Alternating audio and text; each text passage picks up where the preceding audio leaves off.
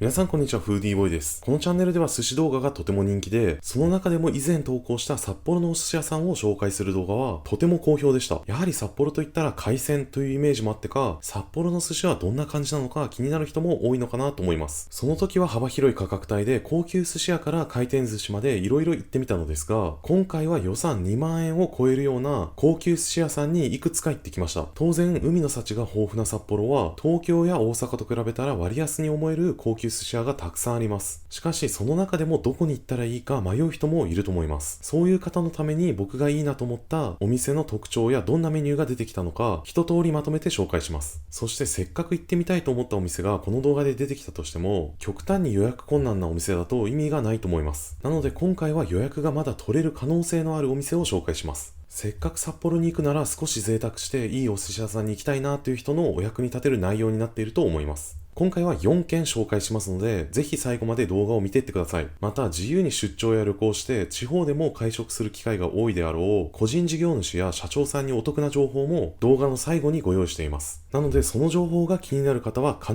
ず最後まで動画を見ていってください。ちなみに札幌の寿司以外のジャンルのご当地グルメも価格帯は低めで別の動画で紹介しております。札幌の動画はいくつかありますので、概要欄にまとめておきます。なので、旅行予定の人は合わせてチェックしてみてください。それではお店を紹介していきます。1軒目は寿司しののめさん。こちらは丸山公園という閑静なエリアにあるお店です。仕込みは江戸前の技術を取り入れているものと、変わり種で革新的な工夫が施されているものの両方があって、王道とイノベーティブの組み合わせのようなお任せメニューになっています。また食材の産地を北海道だけにこだわっているのではなく、いいものを全国から取り入れているので、北海道らしさを味わいたい人と、それにはこだわらない人の両方が満足できるようなメニューです。一通りどんなメニューが出てきたのか簡単な食レポとともに紹介します。まずはアワビ。こちらは蝦夷のアワビを蒸したもので、ムチムチの食感です。そこにカブのすりおろしを出汁で飲ましたものもかけてあり、アワビの味わいにカブの甘みと出汁の旨みも乗っかるイメージです。そして柚子皮によって余韻は爽やかです。次は長崎の焼いとガツオ、酢醤油でいただきます。ハラミの部位もあり、油がたっぷり乗っていますが、酢によって油をまろやかに調和してくれます。そしてネギ生姜によって余韻は爽やかです。次はタチウオ。こちらは千葉県竹岡のです。素材がいいからか、これはシンプルに塩焼きでいただきます。身はふわふわで甘みが強いです。次は白子。茨ガニの内子のソースが白子の下にあり、旨味のダブルパンチです。柚子七味をかけて香りと辛みのアクセントもあります。次はあん肝。奈良漬けと干しいちじくを乗せて赤酢を煮詰めたソースと一緒にいただきます。干しいちじくはフォアグラに合わせるフレンチの手法から着想を得ているそうです。奈良漬けだけと合わせるより果実味による自然な甘みがあって、あん肝との相性がいいです。そして赤酢の煮詰めはバルサミコのイメージだそうです。ふわっと酸の香りがアクセントとして漂います。次はからすみ餅。餅にからすみを包んでから焼いたものです。餅の表面はサラサラで食べるともちっとした弾力で、まるで雪見大福の外側のような食感です。中の火入れされたからすみはホクホクの食感で塩味のある旨味が爆発します。これは幸せな味わいです。ここまででつまみは終わりです。そしてここからは握りが出てきます。次はスミイカ。サクサクで甘いです。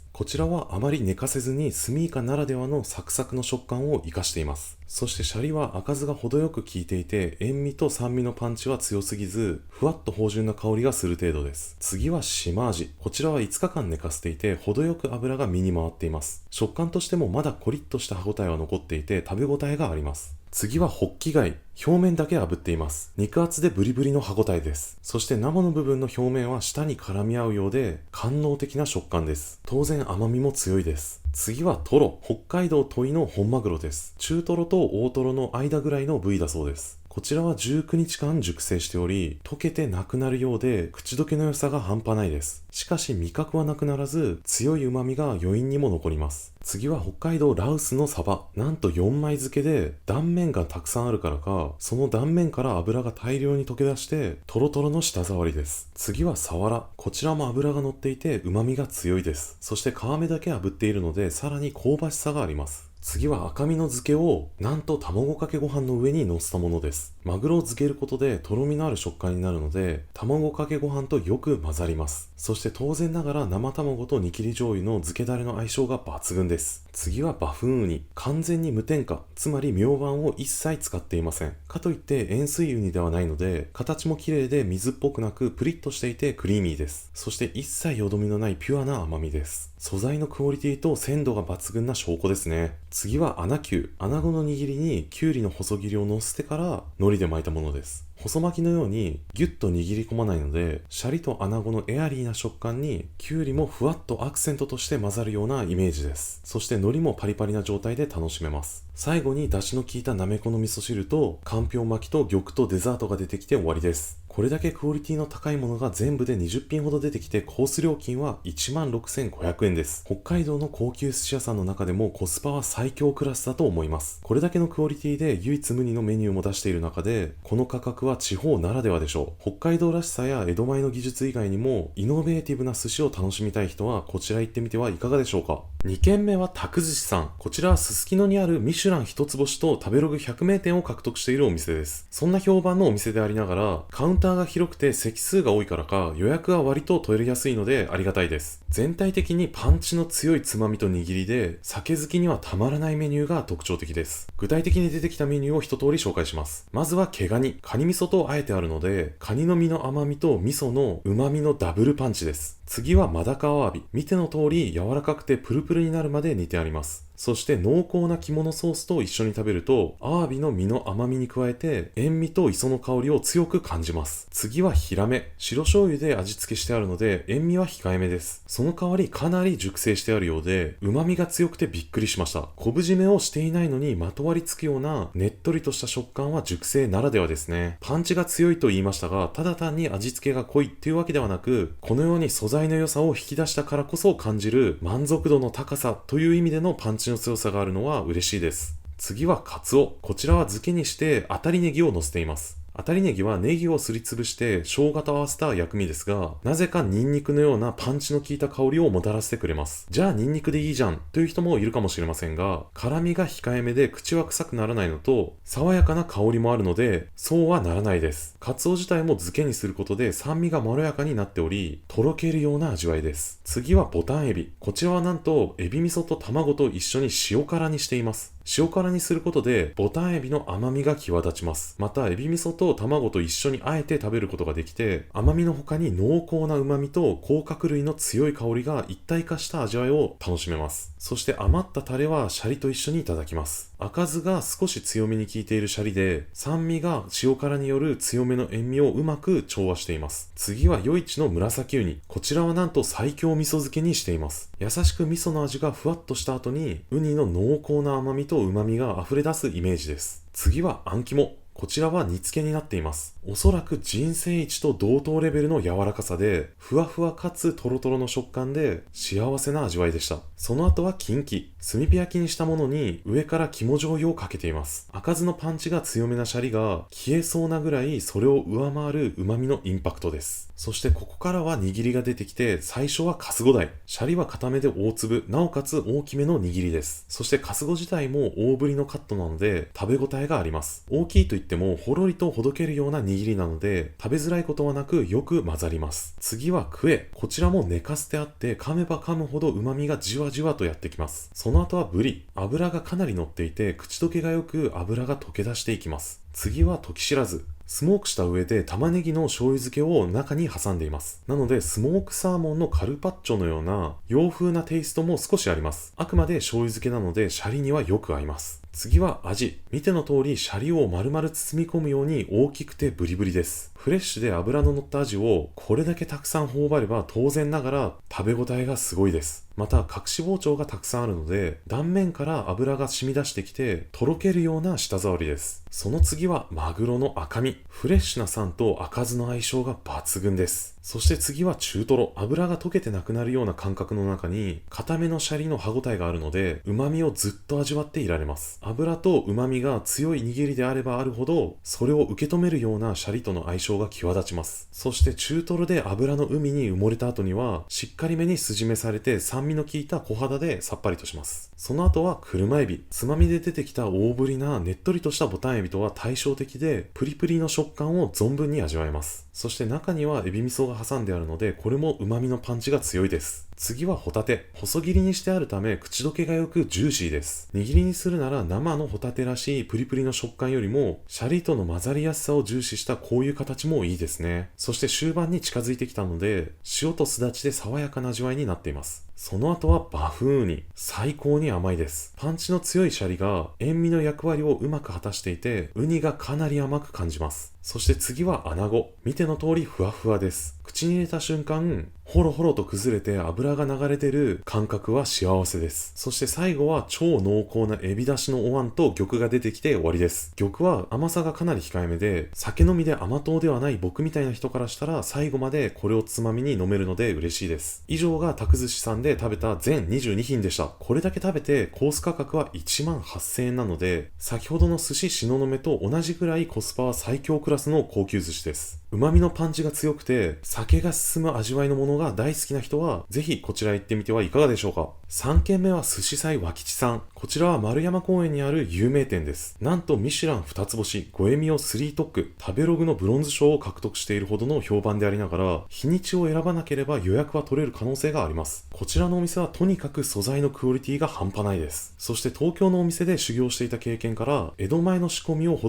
しているものもありますが、独自性のあるメニューも出てきます。それでいて東京のトップクラスのお店よりはリーズナブルな価格帯なので人気な理由も納得です。実際に出てきたメニューを紹介します。まずはタコ。こちらは生きているタコを冷凍してからお出汁で炊いたそうで、異次元の柔らかさです。出汁で炊いたことで上品な味わいになっており、タコの素材の旨味を存分に感じられます。またタコの頭に見える胴体の部分も食べ比べできて、微妙に食感と味の違いを楽しめるのもいいです。次は茶碗蒸し。とろみのある出汁とウニが上に乗っています。ほんのり温かい茶碗蒸しの中でウニの心地いい甘みと旨みと磯の香りがじんわりと広がります。次はヒラメとコノコ。ヒラメ自体は新鮮でコリコリとした弾力です。新鮮なので歯ごたえがある代わりに寝かせたものより本来旨味がなく淡白な味わいになりますが、この子によって旨味も強く歯ごたえもある食べ応えのある味わいになっています。次はキンキ。こちらは炙って半生のようになっています。油がたっぷりあるので、炙ることで表面に浮き出たすぐに感じる油のうまさと、生の部分は徐々に溶けてくる油のうまさを感じられます。大根おろしと一緒にさっぱりとした調和で食べられる配慮もいいですね。次はつぶ貝ともずく。油が強い一品の後にはこちらでさっぱりとします。酸味によって貝の甘みが際立ちます。その後は時知らずの串焼き。油が乗った時知らずなので、焼きによって流れ出る油を間のネギが吸うようにキャッチしています。刺身や握りにこだわらず、素材によってこういう一品が出てくる緩急はいいですね。そして箸休めにはきゅうりのぬか漬けが出てきます。その後はうなぎ丼。シャリと海苔と一緒にいただきます。うなぎはパリパリにしっかり焼きが入っていて香ばしいです。そしてここでお口直しのように冷たいスープが出てきてさっぱりとします。その後はトロ。こちらは油が大量に乗っていて脳を突き刺すような旨味です。シャリは赤酢が効いていて固めですが、先ほどの宅寿司さんほどではなく、優しく赤酢の芳醇な香りが漂って程よい噛み応えがトロの油の海を受け止めてくれます。次は時知らず。今度は皮目だけ炙っています。油のある皮目からは表面に油が浮き出てきており、先に皮の香ばしさと脂身を感じた後に生の部分がゆっくり溶けながら味わえます。その後はカスゴダイ。しっかりめに筋目してあり、その上に白板昆布が乗っています。赤酢の酸味と調和する味わいです。次はボタンエビ。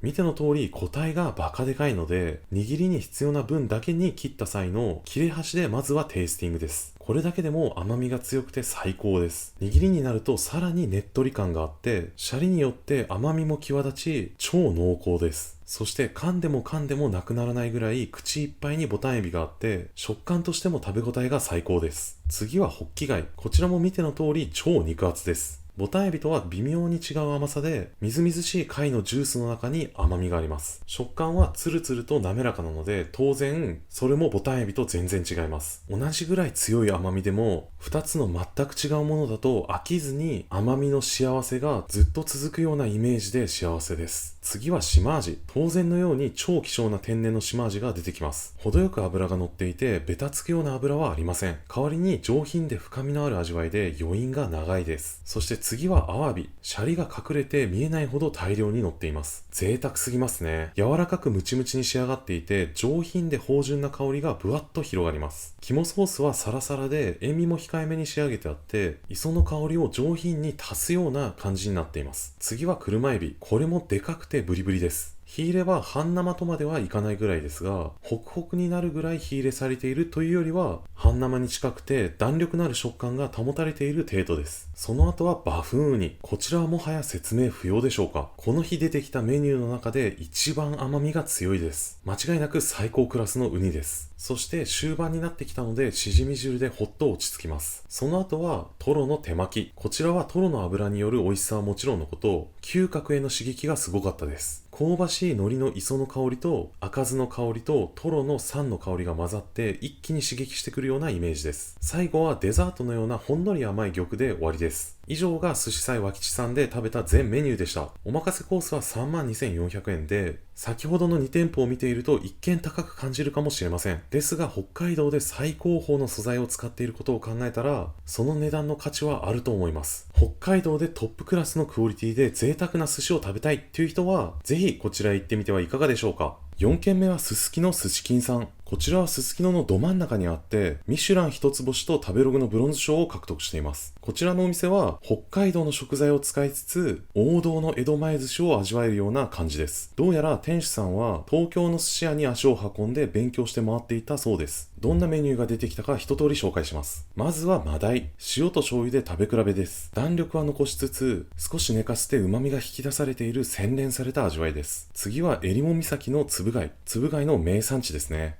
塩締めで寝かせた後に氷で締めたものです。すだちを軽く絞ってあり、爽やかな味わいです。こちらも塩と醤油で食べ比べができます。その後は島味。こちらも天然です。上品で深みのある味わいで、旨味の余韻が伸びます。そして次はアワビ。こちらの肝ソースは濃密です。塩味が強いというわけではなく、濃度が高くて鼻血が出そうな味わいです。もちろん残ったソースにはシャリを入れて肝リゾットにします。赤酢の効いたシャリの酸味のおかげで濃密な味わいが少しまろやかになります。その後はタコの柔らか煮。江戸前らしい味わいでタコがホロホロになるまで柔らかくなっています。次はあん肝の海苔巻き。こちらはホロホロに崩したあん肝をシャリの上に乗せて海苔で巻いています。塊の状態に比べてシャリと混ざりやすいので握りにするならこれがいいですね。ほんのり甘い爪をかけています。次は白川。白甘鯛のことです。甘鯛の中でも最も大型で高級です。他の甘鯛だと生で食べれば水っぽい感じになりますが、白川だけは水分が少なめで甘みのある脂がたっぷり乗っていて食べ応え抜群です。その後はアラ。先ほどの白川よりもさらに脂が乗っていて旨味も強いです。次に毛ガニとバフンウニ。混ぜ合わせて握りにするのがこちらの名物だそうです。2つの異なる甘みの組み合わせがたまりません。カニの上にウニを乗せたり、カニとウニを丼に盛るのはよくありますが、それだと断片的な味わいになりがちで、別々に食べた方がいいなとなってしまいます。ですがこちらはここまで細かく混ぜ合わせることで、甘みの掛け合わせを実現していてすごいです。その後は赤身。見ての通り色が濃いです。これは脱水と熟成を経て色も濃縮した感じになっています。それもあってか酸味はまろやかで旨味が濃厚です。そして芳醇な香りもあって赤酢のシャリと相性が抜群です。そして次に大トロ。直前に赤身で酸の旨味を十分に感じている分、油の旨味がより際立ちます。その後は小肌。酸味は強めで筋目してあります。大トロで大量に油を感じて、口に油の余韻が残っているところでさっぱりとさせる王道の流れです。そして次は車エビ。大きくてジューシーです。食べた瞬間に甘い香りが広がります。次は金目鯛。見ての通り表面がテカテカしているほど脂が乗っています。間にネギを挟んでいてさっぱりとする余韻です。その後はホッキ貝。もはやシャリとのバランスは無視して完全に包み込むように握られています。もともとバカでかいサイズ感のホッキ貝をさらに大きなカットで出してくれるのは贅沢です。表面を軽く炙ってあり、甘みも最大限引き出されています。これは美味しすぎて最後に追加注文でおかわりしちゃいました。その次はアジ。フレッシュな旨味で食感も新鮮なアジらしいプリプリさです。青魚好きにはたまりません。その後は紫ウニ。大粒で形がはっきりとしていてプリッとした食感の後に濃厚な旨味とともにとろけていきます。そして最後にふっくらと肉厚な穴子が出てきて味噌汁と玉で締めて終わりです。今回は全部で20品出てきて 27,500 円です。ちょうどこれまで紹介した3店舗の間を取ったような価格帯ですね。寿司菜は吉に行くほどの予算はないけれども、北海道トップクラスの寿司を食べたい人や、変わり種よりも王道の江戸前寿司が食べたい人は、ぜひこちらへ行ってみてはいかがでしょうか。以上が札幌でおすすめの高級寿司4選でした。美味しそうだな、行ってみたいなと思ったら高評価とチャンネル登録をお願いします。そして自由に出張や旅行して地方でも会食する機会が多いであろう個人事業主や社長さんに朗報です。以前こちらの動画でダイナースクラブの個人向けカードのお得なキャンペーンを紹介しました。今回はそのビジネスカードの新規入会が無料というお得なキャンペーンが11月末までの期間限定で開催中ということで紹介させてください。僕自身もこの YouTube は副業として取り組んでいるので、個人事業主の目線でこのカードがいいなと思った点を3つ紹介します。1つ目が申し込みのしやすさ。会社設立初年度の方や個人事業主の方もお申し込み可能で、登記簿謄本や決算書といっためんどくさい書類もいらないそうです。2つ目が追加カード発行が無料。2枚まで無料で発行できて、なおかつ各カードにつき1枚ずつ ETC カードも無料で発行できるそうです。